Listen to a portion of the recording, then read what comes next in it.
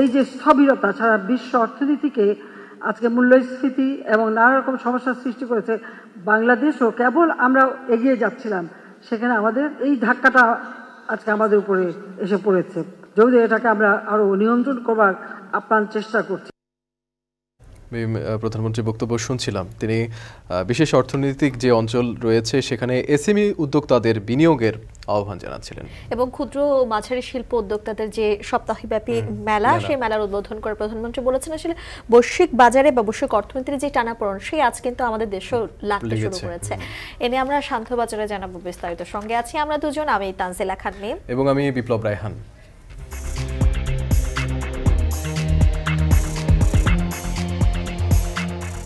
রাজধানীতে খেলার মাঠ বা বিনোদন কেন্দ্র নেহাইতি কম। এর উপর প্রায় 5 বছর যাবৎ বন্ধ আছে জনপ্রিয় এই শিশু পার্কটি। কবেই বা এই পার্কের কাজ শেষ হবে, আর কবে থেকেই বা এই পার্কটি মুখরিত হবে শিশু কিশোরে?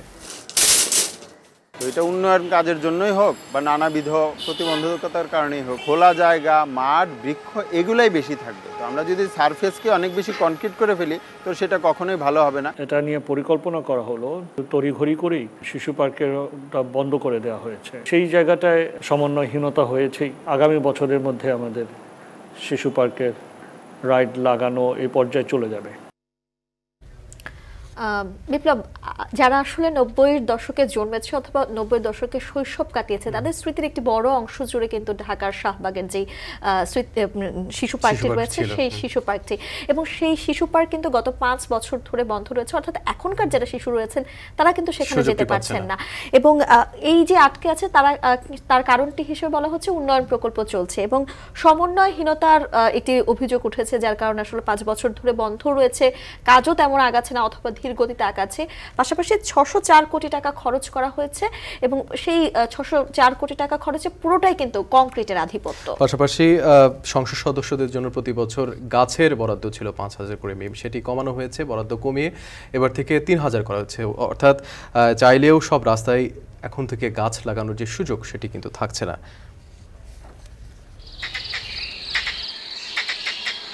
রাস্তাঘাটের সাইডে হয়তো গাছপালা তারা খুবই ভালো হয়। এটা যদি সরকার আংশিক কিছু বরাদ্দ দেয় তার জন্য আমাদের জন্য সব পৌরসভা ইউনিয়ন পৌরসভার জন্য ভালো। সরকার আমাকে যে বরাদ্দ দেয় সেই বরাদ্দের ভিত্তিতে আমরা এই সমস্ত ফাঁকা ল্যান্ডগুলোতে প্রথমে আমরা কার্যক্রম করি। কথাগুলো উত্থাপন হয় কিন্তু সরকার থেকে পরিষদ থেকে কোনো বরাদ্দ, এই পরিবেশ বাঁচানোর জন্য কোনো বরাদ্দ আমরা পাই না। শান্তবাজারে এ নিয়েও থাকছে প্রতিবেদন। তবে শুরুতেই এসএমই মেলার প্রসঙ্গ। মূল্যস্ফীতি নিয়ন্ত্রণে আপ্রাণ চেষ্টা করছে সরকার জানিয়ে প্রধানমন্ত্রী শেখ হাসিনা বলেছেন বিশ্ব অর্থনীতির প্রভাব পড়েছে বাংলাদেশে। সকালে সপ্তাহব্যাপী এসএমই পণ্য মেলার উদ্বোধনী অনুষ্ঠানে বক্তব্য রাখেন তিনি। বলেন মানুষের ক্রয় ক্ষমতা বেড়ে যাওয়ায় দেশেই নতুন বাজার তৈরি হচ্ছে। চাকরির পিছনে না ছুটে যুব সমাজকে উদ্যোক্তা হবার আহ্বান জানান তিনি। ব্যবসা বাণিজ্য প্রসারে অর্থনৈতিক কূটনীতি বাড়ানোর তাগিদ দেন প্রধানমন্ত্রী। বিস্তারিত হাসিব বিল্লার প্রতিবেদনে। দেশের তৈরি পণ্য অভ্যন্তরীণ চাহিদা মিটিয়ে ছড়িয়ে যাচ্ছে বিশ্বের বিভিন্ন দেশে। উৎপাদিত এসব পণ্যের বড় অংশই আসে ক্ষুদ্র ও মাঝারি শিল্পের মাধ্যমে। এ খাতে নিয়ন্ত্রণ হয় দেশের অর্থনীতির 70%, যা মোট শিল্প কর্মসংস্থানের প্রায় 85%। দেশীয় উদ্যোক্তাদের তৈরি পণ্যের প্রসারের লক্ষ্যে প্রতি বছর এসএমই পণ্য মেলার আয়োজন করে আসছে শিল্প মন্ত্রণালয়। রোববার শুরু হলো 11তম জাতীয় ক্ষুদ্র ও মাঝারি শিল্পের এসএমই পণ্য মেলা। এতে অংশ নিয়েছে 350টির বেশি ক্ষুদ্র ও মাঝারি শিল্প প্রতিষ্ঠান, যার মধ্যে 60% নারী উদ্যোক্তা। সকালে বঙ্গবন্ধু আন্তর্জাতিক সম্মেলন কেন্দ্রে 7 দিন ব্যাপী মেলার উদ্বোধন করেন প্রধানমন্ত্রী শেখ হাসিনা। জাতীয় এসএমই উদ্যোক্তা পুরস্কার 2023 বিজয়ী 7 জন মাইক্রো, ক্ষুদ্র, মাঝারি ও স্টার্ট আপ উদ্যোক্তাকে ক্রেস্ট ও সম্মাননা তুলে দেন প্রধানমন্ত্রী। তার প্রতিষ্ঠান হাত বাক্স। দেশীয় পণ্যের প্রসারে এসএমই মেলার গুরুত্ব তুলে ধরে প্রধানমন্ত্রী বলেন অর্থনৈতিক উন্নয়নে বিশেষ ভূমিকা রাখবে ক্ষুদ্র ও মাঝারি উদ্যোক্তারা। বিশেষ অর্থনৈতিক অঞ্চলে এসএমই খাতের উদ্যোক্তাদের বিনিয়োগের আহ্বান জানান তিনি। ক্ষুদ্র উদ্যোক্তা যারা, আমি যখন কৃষি যান্ত্রিকীকরণের কথা বলছি তখন কিন্তু অনেক ক্ষুদ্র যন্ত্রাংশ প্রয়োজন হবে। এই কৃষি কাজের জন্যই যে সমস্ত যন্ত্র ব্যবহার হবে তারই বিভিন্ন পার্টস, বিভিন্ন কিছু উৎপাদন করতে হয়। তাছাড়া দেশে বিদেশে যে সমস্ত জায়গায় নানা রকম শিল্প কলকারখানা গড়ে ওঠে তার ক্ষুদ্র যন্ত্রাংশ, সেগুলি কিন্তু বাজারি যন্ত্রাংশ, এগুলি কিন্তু প্রয়োজন হয়। আমাদের দেশে কিন্তু আমরা যদি ভালোভাবে ট্রেনিং দিই আমরা সেইগুলি তৈরি করতে পারি এবং পৃথিবীর বহু দেশে আমরা রপ্তানিও করতে পারি। আর আমার নিজের দেশেও আমি মনে করি বাজার সৃষ্টি হবে, যত আমার দেশের মানুষের ক্রয় ক্ষমতা বাড়বে ততই বাড়বে। কিন্তু আমি শুধু বিদেশি বিনিয়োগ চাই না, আমি দেশি বিনিয়োগ চাই। বিশ্ব পরিস্থিতি খারাপ না হলে আরও মাথাপিছু আয় বাড়ত বলে জানান প্রধানমন্ত্রী। বলেন, মূল্যস্ফীতি নিয়ন্ত্রণে কাজ করছে সরকার। এই যে স্থবিরতা ছাড়া বিশ্ব অর্থনীতিকে আজকে মূল্যস্ফীতি এবং নানা রকম সমস্যার সৃষ্টি করেছে। বাংলাদেশও কেবল আমরা এগিয়ে যাচ্ছিলাম, সেখানে আমাদের এমনকি মাথাপিছু আয় আমরা কিন্তু আরও বৃদ্ধিও করেছিলাম, কিন্তু এই ধাক্কাটা আজকে আমাদের উপরে এসে পড়েছে। যদি এটাকে আমরা আরও নিয়ন্ত্রণ করবার আপ্রাণ চেষ্টা করছি। এলাকা ভিত্তিক পণ্য খুঁজে বের করে বাজার ব্যবস্থা গড়ে তুলতে উদ্যোক্তাদের আহ্বান জানান শেখ হাসিনা। আমি মনে করি আমাদের এসএমই ফাউন্ডেশনের জন্য যারা উদ্যোক্তা এককভাবে বা যৌথভাবে এই 100টা শিল্প অঞ্চলের বিভিন্ন অঞ্চলে কিন্তু তারা জায়গা নিতে পারেন এবং সেখানে উদ্যোক্তা হিসেবে শিল্প গড়ে তুলতে পারেন। এ সময় পরিবেশ বান্ধব শিল্প কারখানা গড়ে তোলার আহ্বান জানান প্রধানমন্ত্রী। পরে মেলা প্রাঙ্গণ ঘুরে দেখেন সরকার প্রধান। হাসিব বিল্লাহ, এখন, ঢাকা। জুলাই থেকে মেট্রো রেলের টিকিটের ওপর ভ্যাট বসালে এর গতি কমবে বলে মনে করেন ডিএমটিসিএল এর এমডি। এদিকে মতিঝিল থেকে কমলাপুর অংশ নির্মাণ কাজের অগ্রগতি প্রায় 35%। আরও জানাবেন মুন্নাফ রশিদ। রাজধানীর যানজট কমাতে ও যাত্রী চলাচল দ্রুত করার জন্য 1 দশকের বেশি সময় আগে যে মেট্রো রেল নির্মাণের প্রকল্প নেওয়া হয়েছিল, সেই পথে এখন উত্তরা থেকে মতিঝিল সকাল থেকে রাত পর্যন্ত ট্রেন চলাচল করছে। প্রতিদিন যাত্রী পরিবহন করছে 3 লাখেরও বেশি। 2025 সালের মধ্যে মতিঝিল থেকে কমলাপুর অংশ নির্মাণের মাধ্যমে মেট্রো রেল প্রকল্পটি শেষ হওয়ার কথা রয়েছে, যার অগ্রগতি এপ্রিল শেষে 34.6%। স্মার্ট এ প্রকল্পে যে বিনিয়োগ হয়েছে তা শুধু টিকিটের আয়ে উঠে আসতে সময় লাগবে 45 বছর। তাই সম্প্রতি এর টিকিটের উপর ভ্যাট আরোপের সিদ্ধান্ত নেয় এনবিআর। বিতর্ক শুরু এরপর। রোববার রাজধানীতে মেট্রো রেলের ব্র্যান্ডিং অনুষ্ঠানে ভ্যাট আরোপের সমালোচনা করেন ডিএমটিসিএল এর এমডি। 15% যদি ভ্যাট দিতে হয়, এটার বার্ডেনটা কিন্তু আপনারা যারা স্টেক হোল্ডার যাত্রী বসে আছেন, যাত্রীদের উপরই বর্তাবে। যদি ওই ভ্যাটটা আদায় করা না হয় এবং তার ভিত্তিতে যদি দেওয়া না হয়, তাহলে মেট্রো রেল এখন যেই গতিতে চলছে, যেই স্বাচ্ছন্দ্যে চলছে, এই স্বাচ্ছন্দ্যে যে কোনো সময় ছন্দপতন করতে পারে। পরে প্রধান অতিথির বক্তব্যে উঠে আসে বিষয়টি। বলেন, মেট্রো রেলের ভাড়ার উপর ভ্যাট আরোপের সিদ্ধান্ত সঠিক নয়। বিষয়টি পুনর্বিবেচনার জন্য প্রধানমন্ত্রীর কাছে আবেদন করা হয়েছে বলেও জানান সড়ক পরিবহন ও সেতুমন্ত্রী। হঠাৎ করে এখানে 15% ভ্যাটের ঘোষণা দিল, 15% ভ্যাট। ভারতে কি সেটা আছে? ভারতে কোনো ভ্যাট নেই, তাহলে আমরা কেন করব? আমি মাননীয় প্রধানমন্ত্রীকে বিষয়টি জানিয়েছি যে এনবিআর এর এই সিদ্ধান্ত, this is not right, this is wrong decision.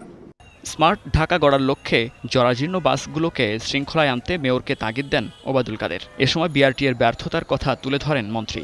এই শহরে যে লেটেস্ট মডেলের কার অ্যান্ড জিপ ব্যবহার করা হয়, সেই তুলনা আমাদের বাসগুলোর কেন এত জরাজীর্ণ চেহারা?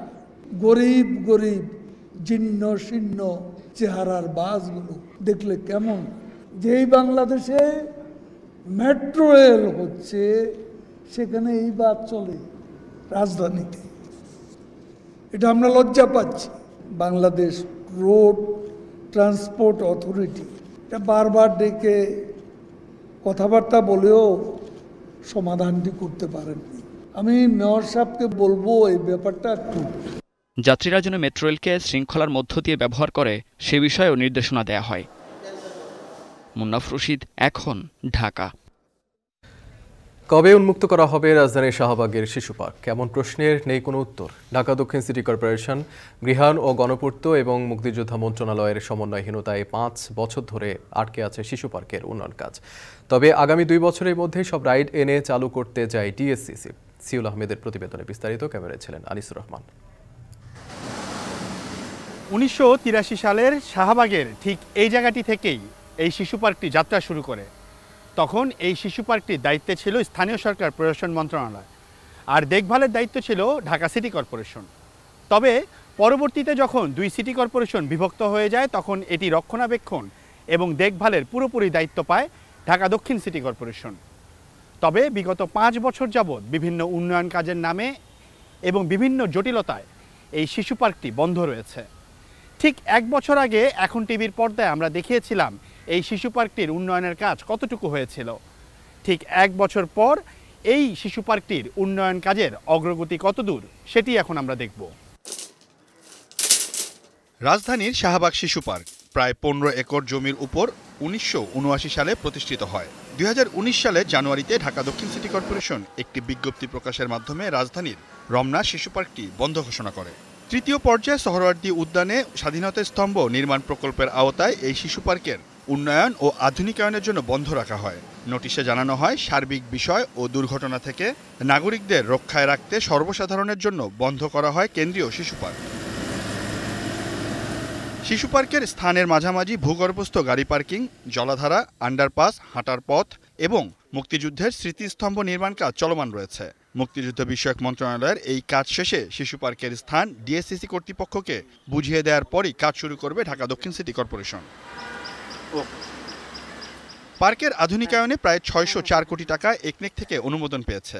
এর মধ্যে 483 কোটি টাকা দিবে সরকার। এই টাকার 50 ভাগ অনুদান এবং 50 ভাগ ঋণ হিসাবে দেয়া হচ্ছে। বাকি 120 কোটি টাকা দক্ষিণ সিটির তহবিল থেকে খরচ করা হবে।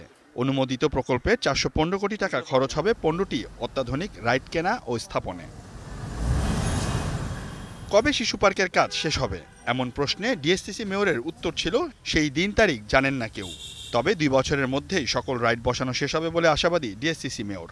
আমরা এখন দরপত্রে চলে গিয়েছি, কিছু অংশে নির্মাণ কাজ শুরু হয়ে গেছে, কিন্তু পুরো শিশু পার্ক সহ ওখানে কয়েকটি প্রকল্প আসলে হচ্ছে। শিশু পার্কটা আমাদের অংশে ঢাকা দক্ষিণ সিটি কর্পোরেশনে, এর সাথে অন্য অংশে রয়েছে মুক্তিযুদ্ধ বিষয়ক মন্ত্রণালয় এবং তাদের কাজটা করছে গণপূর্ত। আগামী বছরের মধ্যে আমাদের শিশু পার্কের রাইড লাগানো এই পর্যায়ে চলে যাবে, কিন্তু বাকি গণপূর্ত এবং মুক্তিযুদ্ধ বিষয়ক মন্ত্রণালয় যে কাজগুলো করছে সেইগুলো কাজ না সম্পন্ন না হলে আমরা এটা চালু করতে পারবো নাকি, এটা ব্যাপারে একটু সংশয় রয়েছে। পরিকল্পনা না করেই তড়িঘড়ি করে শিশু পার্ক বন্ধ করে দেওয়া হয়েছে বলেও জানান মেয়র। একটি পুরো প্রজন্ম বঞ্চিত হচ্ছে শুধুমাত্র সমন্বয়হীনতার কারণে, এমনটাও স্বীকার করে নিলেন তিনি। প্রথমেই যখন এটা নিয়ে পরিকল্পনা করা হলো তখন আসলে হয়তো বা একটু তড়িঘড়ি করেই শিশু পার্কেরটা বন্ধ করে দেওয়া হয়েছে।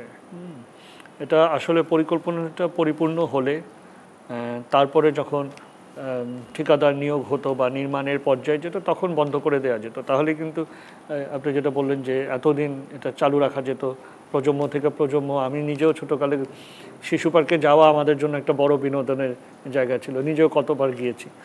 তো সেই জায়গাটায় একটু সমন্বয়হীনতা হয়েছেই বৈকি।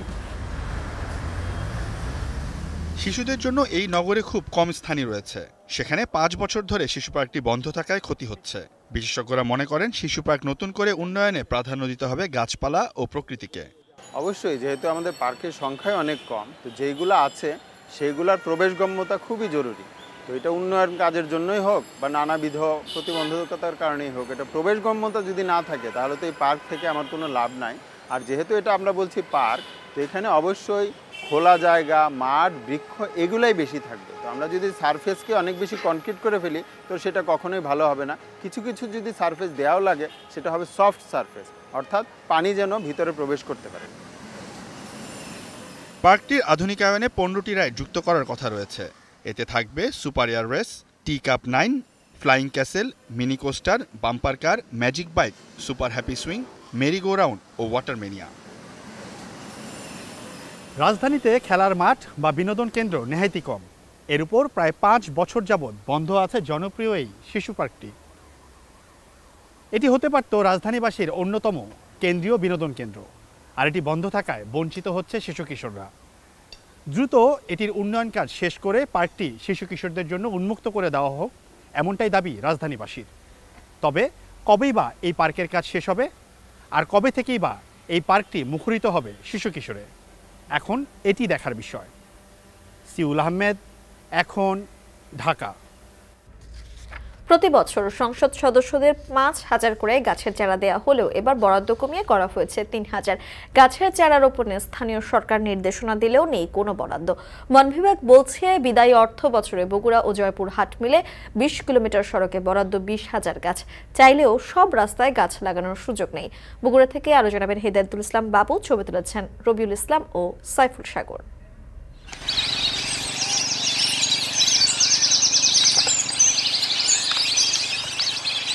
পাখির ছানাদের নিরাপদ আবাসটুকু থাকবে তো? উন্নয়নের ধোঁয়া তুলে গাছ কাটার বদলে রোপিত নতুন চারায় ভবিষ্যতেই বা পাখপাখালির নিরাপদ আবাসের নিশ্চয়তা কতটুকু?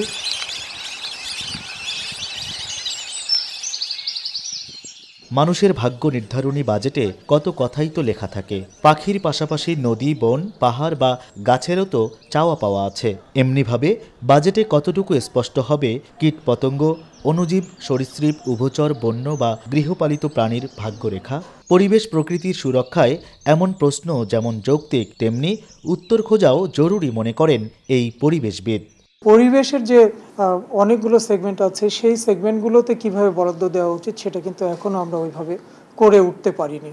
যতটুকু বনায়ন থাকা দরকার ততটুকু বনায়ন নাই, যতটুকু নদী নালার পরিবেশটা সুস্থ থাকা দরকার ততটুকু নাই। সম্প্রতি অশান্ত প্রকৃতির নিষ্ঠুরতা দেখেছে গোটা দেশ। ৩৯ থেকে ৪১ ডিগ্রি তাপমাত্রায় টানা তাপপ্রবাহ যখন দহন জ্বালায় পরিণত হয়, তখন প্রকৃতিকে শান্ত করতে বৃক্ষরোপণের পরামর্শ আসে চারিদিক থেকে। কিন্তু বাস্তবতা কি?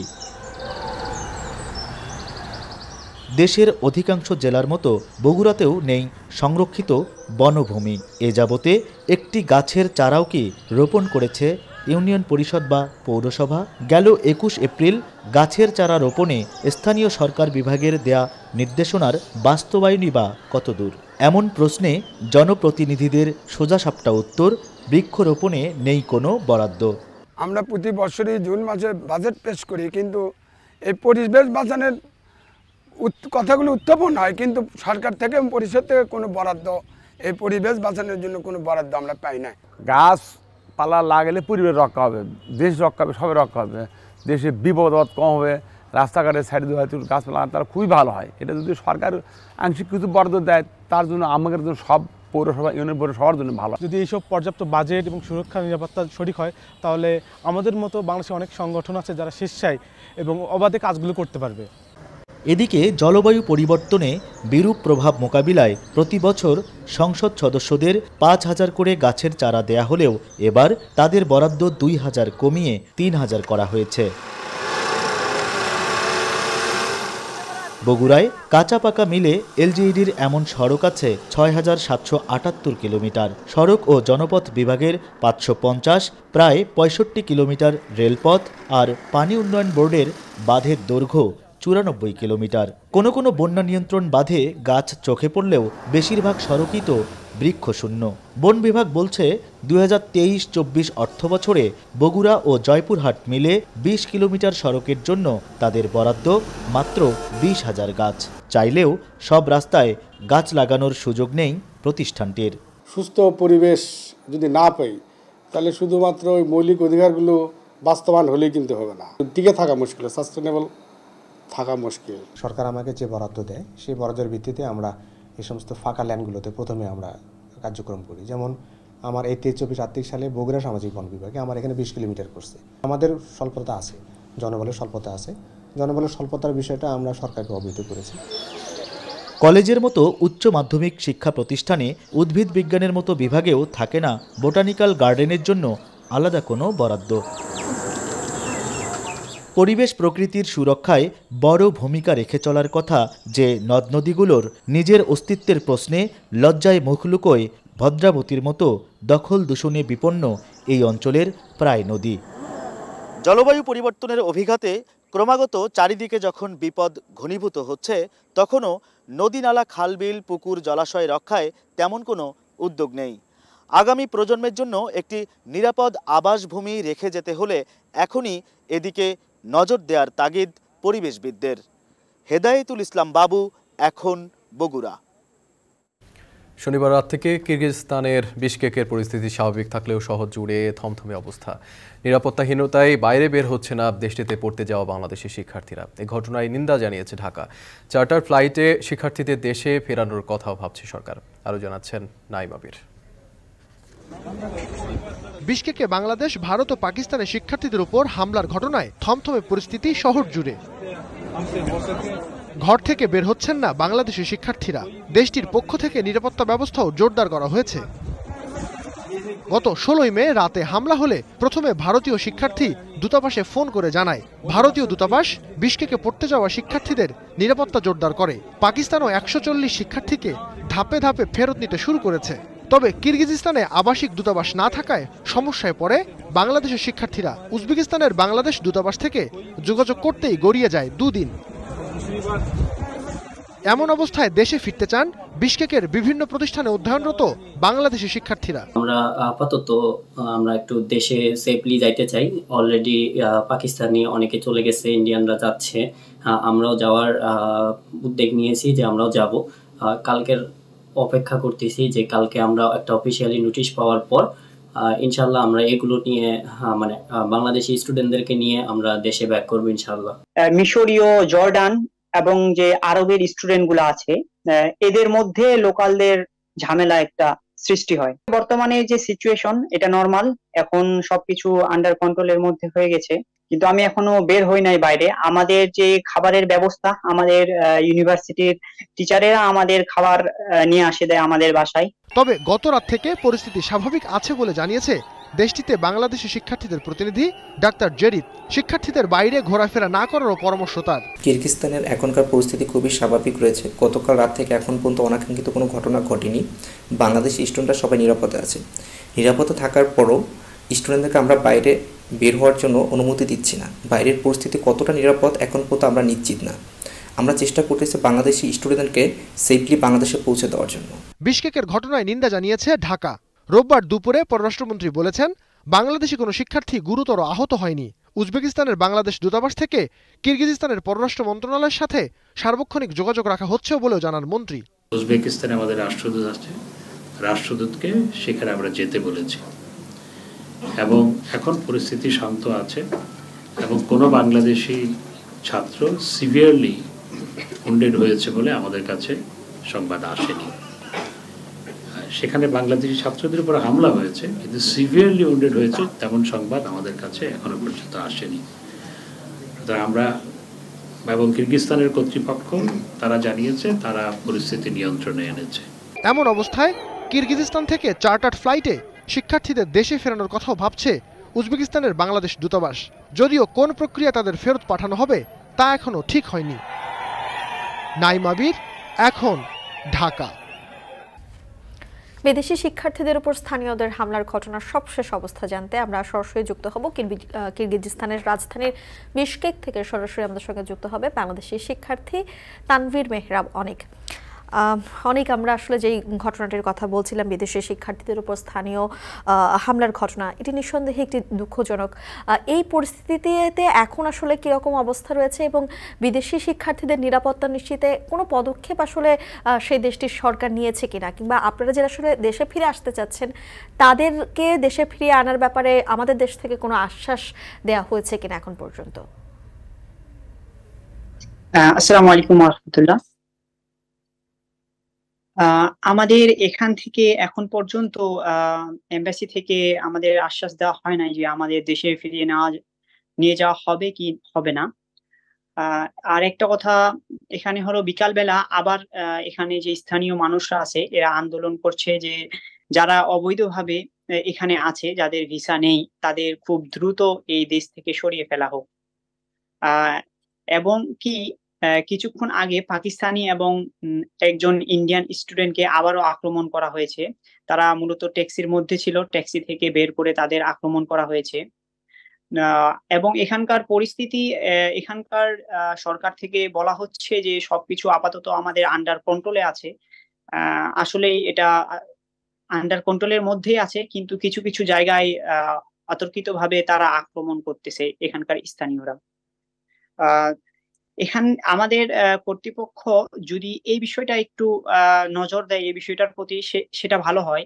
এখানে যারা অবৈধভাবে আছে এবং যাদের পাসপোর্টের সমস্যা, কোম্পানির মালিক পাসপোর্ট নিয়ে রেখে দিচ্ছে, এইসব মানুষরা যারা দেশে যেতে চাচ্ছে তাদের বিমানের ভাড়া এবং ভিসার সমস্যাটা যদি আমাদের কর্তৃপক্ষ একটু দেখে সেক্ষেত্রে ভালো হয়। স্টুডেন্টরা আলহামদুলিল্লাহ আমাদের তেমন কোনো সমস্যা হচ্ছে না, আমাদের টিচাররা আমাদের দেখভাল করতেছে এবং আমাদের ইউনিভার্সিটি থেকেও আমাদের খোঁজ খবর নেওয়া হচ্ছে। মূলত মেইন সমস্যাটা এখানে আপনার যাদের অবৈধভাবে যাদের ভিসার মেয়াদ শেষ হয়ে গেছে এবং যাদের পাসপোর্ট জাতীয় সমস্যা আছে। আচ্ছা, অনেক আরেকটু জানতে চাই আপনার কাছে, সেটি হচ্ছে এই যে জিজ্ঞেস করছিলাম আহত বাংলাদেশি যারা শিক্ষার্থীরা রয়েছেন তাদের চিকিৎসা পেতে কোনো অসুবিধা হচ্ছে কিনা, কিংবা এখন পর্যন্ত আসলে গুরুতর কেউ আহত হয়েছেন কিনা? এ পর্যন্ত আমার জানা মতে বাংলাদেশি শিক্ষার্থী আক্রমণ করা হয় না, বাংলাদেশি শিক্ষার্থীদের আক্রমণ করা হয় নাই। যত সব শিক্ষার্থীকে আক্রমণ করা হয়েছে তারা সবগুলাই আমাদের পাকিস্তানি এবং ইন্ডিয়ান স্টুডেন্ট।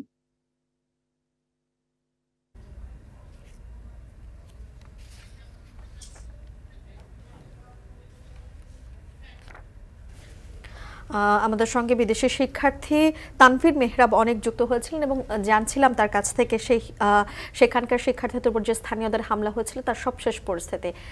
শান্তবাজারে এই পর্যায়ে নেব ছোট্ট একটা বিরতি, ফিরছি একটু পরে।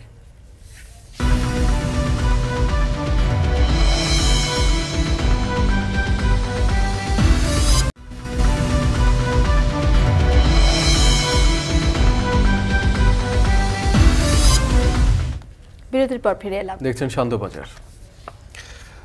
আশঙ্কাজনক হারে বাড়ছে বজ্রপাতের মৃত্যুর সংখ্যা। আবহাওয়া অধিদপ্তর বলছে বজ্রপাতের আগে পূর্বাভাস দেওয়া কঠিন, তবে সতর্কতার মধ্য দিয়ে মৃত্যু এড়ানো সম্ভব। গবেষণা প্রতিষ্ঠান বলছে বজ্রপাত থেকে বাঁচতে বজ্র নিরোধক গাছ লাগানো ও থান্ডার অ্যারেস্টার স্থাপন সহ মানুষের সচেতনতা বাড়ানো জরুরি। সাজিদ আরাফাতের প্রতিবেদনে বিস্তারিত।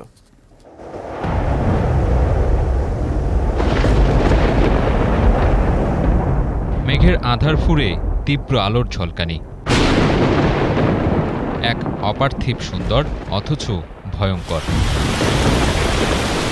আকাশে বিজলি চমকানোর দৃশ্য এখন আর উপভোগ্য নয়, জলবায়ুজনিত পরিবর্তনের প্রভাবে যা রূপ নিয়েছে আকস্মিক প্রাকৃতিক দুর্যোগে। দেশের বিভিন্ন এলাকায় ঝড় বৃষ্টিতে মৃত্যুর অন্যতম কারণ এই বজ্রপাত। দিনে দিনে বাড়ছে আতঙ্ক, চিহ্নিত হয়েছে নতুন দুর্যোগ হিসেবে। বজ্রপাত 3 ধরনের হয়ে থাকে, তবে এর মধ্যে সবচেয়ে আতঙ্কের নাম ক্লাউড টু গ্রাউন্ড, যাতে মৃত্যুর আশঙ্কা বেশি। আবহাওয়া অফিসের গবেষণা বলছে বজ্রপাতের হার সবচেয়ে বেশি সুনামগঞ্জ, হবিগঞ্জ ও নওগাঁ জেলায়। দেশে বর্ষা মৌসুমে বজ্রপাতের হার গড়ে 51%, যার শিকার বেশিরভাগই কৃষক এবং খোলা মাঠে কাজ করা শ্রমজীবী। প্রতি বছরই হাওড়ে মনে হয় 15-20 জন 25 জন গরু বাছুর গবাদি পশু সব অনেক মারা যায়। হাওড়ের মধ্যে টাটা টুটা পড়তে পারে, এখন এই রিস্ক নিয়ে তো আমরা কাজ করুন লাগে। বাচ্চা কাচ্চা আছে সবার লয়ে তো চলন তো লাগবো, সেটা তো বাদ দেওয়ান লাগবো, এখন আমরা এই বয় লয়ে এই কাজ করি।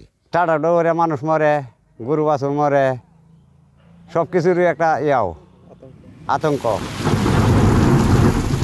আবহাওয়া অফিসের তথ্যমতে বেশিরভাগ বজ্রপাতই উত্তর পশ্চিম থেকে উৎপন্ন হয়ে দক্ষিণ পূর্ব দিকে ধাবিত হয়, যার স্থায়িত্ব হতে পারে 30 মিনিট থেকে 2 ঘন্টা পর্যন্ত। আবহাওয়া অধিদপ্তরের একটি পরিসংখ্যান বলছে 2011 থেকে 2015 সাল পর্যন্ত বজ্রপাতে মৃত্যু হয়েছে 961 জনের, আর 2016 থেকে 2020 পর্যন্ত মৃতের সংখ্যা 1510 জন। আবহাওয়াবিদরা বলছেন বিজলি চমকানো দেখামাত্র 30 সেকেন্ড গণনার মধ্যে পুনরায় যদি দেখা যায়, সেক্ষেত্রে 30 মিনিট পর্যন্ত নিরাপদে ঘরে অবস্থান করতে হবে। তাপপ্রবাহ পর যদি বজ্রঝড় সংঘটিত হয়, অনেক সময় দেখা গেছে এই বজ্রঝড়ের উচ্চতা অনেক উপরে উঠতে পারে। সুতরাং বৃষ্টি, দমকা বাতাস, জোড়ো হওয়া, বজ্রপাত এবং শিলাবৃষ্টি অনেক সময় ফেনোমেনাগুলো ত্বরান্বিত হওয়ার সুযোগ সৃষ্টি হয়। এই কারণে দীর্ঘ তাপপ্রবাহের পর যদি বজ্রঝড় হয় তার শক্তিমাত্রা একটু বেশি থাকে। বজ্রপাতের আগে সঠিক পূর্বাভাস দেয়া জটিল প্রক্রিয়া বলছে তারা। তবে বেশ কিছু সতর্কতা মেনে চললে মৃত্যু এড়ানো যেতে পারে। সেই সঙ্গে জোর দিতে হবে জনসচেতনতা তৈরিতে। এই যে বিভিন্ন রকম বজ্রপাত যে হয়, যেহেতু ওয়াইড এবং স্ক্যাটার পদ্ধতিতে হয়, সেই কারণে টাইম অ্যান্ড লোকেশন স্পেসিফিক বজ্রপাতের পূর্বাভাস দেওয়া একটু জটিল, যে কোন জায়গায় আঘাত আনবে। তবে এটা ঠিক যে বজ্রপাত হতে পারে একটিমাত্র মেঘ থেকে, অথবা অনেকগুলো মেঘ থেকে, অথবা পাশাপাশি অনেকগুলো মেঘ সংযুক্ত হয়ে স্কোয়ার লাইন গঠন করে, সেখান থেকেও বজ্রপাত হতে পারে। বজ্রপাত নিয়ে গবেষণাকারী প্রতিষ্ঠান ডিজাস্টার ফোরামের তথ্য বলছে, চলতি বছর এপ্রিল মাসে মারা গেছেন ২০ জন, আহত হয়েছেন ৩ জন। এছাড়া মে মাসের মাঝামাঝি পর্যন্ত ৫০ জনের প্রাণহানি ঘটেছে বজ্রপাতে। গবেষকরা বলছেন, এই দুর্যোগ থেকে বাঁচতে প্রয়োজন বজ্রনিরোধক গাছ রোপণ, থান্ডার অ্যারেস্টার স্থাপন সহ প্রান্তিক জনগোষ্ঠীর মাঝে সচেতনতা বাড়ানো। পাশাপাশি বজ্রপাতের সময় জলাশয়ের পাশে অবস্থান না করা, রাবারের জুতা ব্যবহার করা, বৈদ্যুতিক সরঞ্জাম ব্যবহার থেকে বিরত থাকার পরামর্শ দেন তারা। এই দুর্যোগের ক্ষতি নিরসনে স্থানীয় সরকার ও সংশ্লিষ্ট মন্ত্রণালয়কে জোরালো ভূমিকা রাখারও পরামর্শ তাদের। এখানে স্থানীয় সরকার হচ্ছে সবচাইতে উপযুক্ত, কারণ তারা মানুষের সাথে থাকে, তাদেরকে সম্পৃক্ত করতে হবে। এটা আবহাওয়া দপ্তর অথবা আমাদের পরিবেশ দপ্তরের কাজ, কিন্তু মূল কাজটা হচ্ছে স্থানীয় সরকারকে সম্পৃক্ত, তারা যেন জিনিসটা ওন করে। ঋতু পরিবর্তনের কারণে বাড়ছে তাপপ্রবাহ। বৈশ্বিক উষ্ণতা বৃদ্ধিতে জলীয় বাষ্পের আধিক্য বজ্রপাত বৃদ্ধির অন্যতম কারণ। তাই বজ্রপাতে মৃত্যু ঠেকাতে বৃক্ষরোপণ বাড়ানো সহ প্রতিরোধমূলক ব্যবস্থা নেওয়ার তাগিদ গবেষকদের। সাজিদ আরাফাত, এখন, ঢাকা। বজ্রপাতে ফেনীর ছাগলনাইয়ার পৃথক স্থানে 2 শিক্ষার্থী নিহতের ঘটনা ঘটেছে। এ নিয়ে আলোচনাতে আমাদের সঙ্গে যুক্ত হবেন সোলাইমান ডালিম। ডালিম, বজ্রপাতে নিহতের পাশাপাশি ফেনীতে কোনো ক্ষয়ক্ষতি হয়েছে কিনা জানাবেন।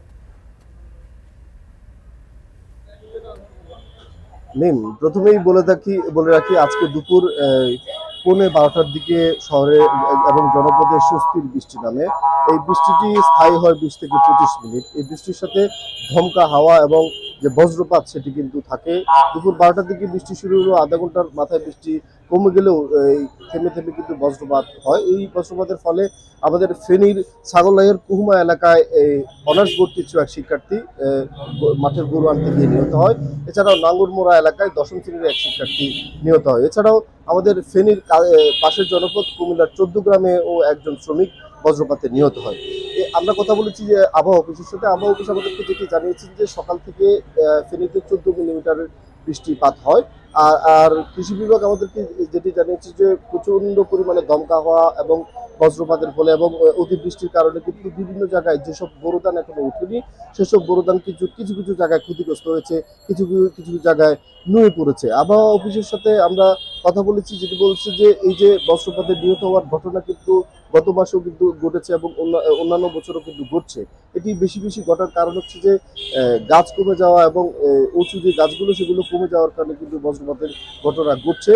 এবং সর্বসাধারণ যারা আছে তাদেরকে কিন্তু বৃষ্টির সময় এবং বজ্রপাতের সময় নিরাপদ দূরত্বে এবং ঘরে বসবাস ঘরে থাকার জন্য কিন্তু আবহাওয়া অফিস এবং জেলা প্রশাসন এবং সংশ্লিষ্ট যারা কর্তৃপক্ষ রয়েছেন তারা কিন্তু পরামর্শ দিয়েছেন।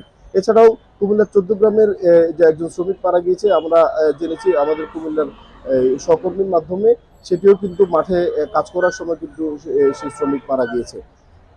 এই ছিল আমার কাছে ফেনী থেকে বজ্রপাতের খবরের সর্বশেষ। ফেনী থেকে আমাদের সঙ্গে সরাসরি যুক্ত হচ্ছেন বজ্রপাত সম্পর্কে জানাতে সহকর্মী সোলাইমান ডালিম। শান্তবাদের সময় হলো আরেকটি ছোট্ট বিরতির। ফিরছি একটু পর, সাথেই থাকুন।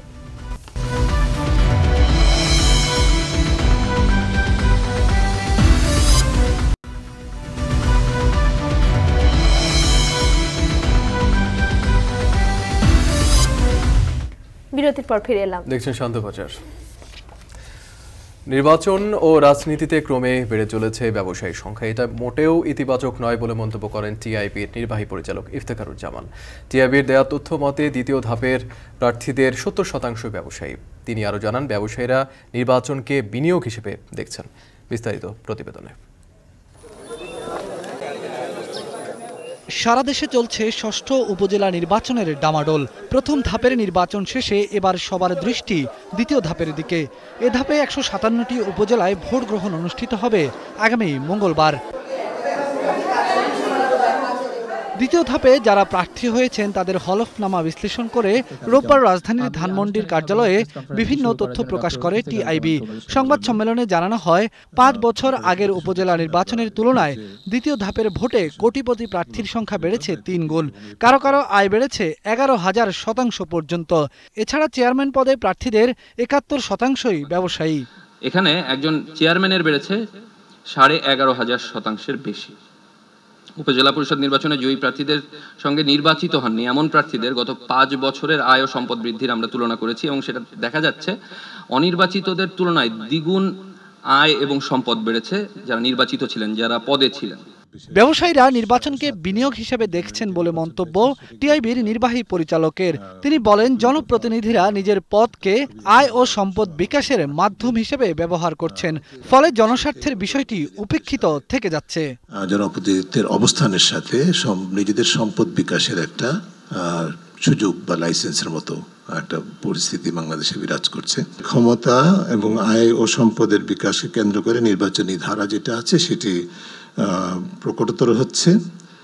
এখানে রাজনৈতিক আদর্শ, এমনকি দলীয় আনুগত্য বা দলীয় আদর্শ বা দলীয় শৃঙ্খলা, সেটার কোনো বাস্তব উপস্থিতি ক্রমাগতই কমে আসছে। উপজেলা নির্বাচনের দ্বিতীয় ধাপে ৩ পদে সব মিলিয়ে প্রার্থী হয়েছেন ১১,৮১১ জন। এর মধ্যে ঋণগ্রস্তই ৪৬২ জন। এছাড়া ১৩.১৩% প্রার্থী বিভিন্ন মামলায় অভিযুক্ত বলে জানিয়েছে টিআইবি।